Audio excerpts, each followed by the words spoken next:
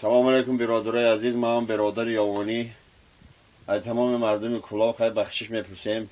یک خطاگی از جانب ما گذشته. خیلی ما اینجا با برادرای کلاب کار میکنیم. از روز اول یاوان با کلاب یگانگر دلسیایی نکرده بود. ما یک دیگری را حرمت میکردیم، رفت آمد میکردیم. خیلی در یک حالتی بود که از زبان ما همین سخنا برآمده. از شما منظرت میپرسیم.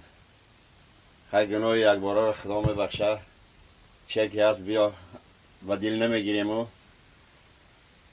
و این دو یاوان و کلاب نمیفهمه که یکان خیانت پیدا شود. ای همه شما منظرت میپرسیم.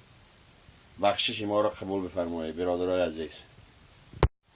سلام علیکم برادرای عزیز. ما هم برادر یاوانی از تمام مردم کلاب خیلی بخشش میپرسیم. یک خطاگی نکرده بود. ما یک دیگری را حرمت میکردیم، رفت آمد میکردیم.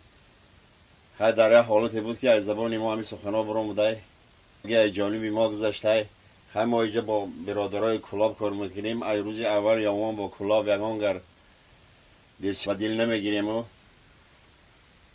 و این دو یاوان و کلاب نمیفهمه. از شما منظرت میپرسیم. خیلی گناه یک باره را خدا میبخشه. چه که هست بیا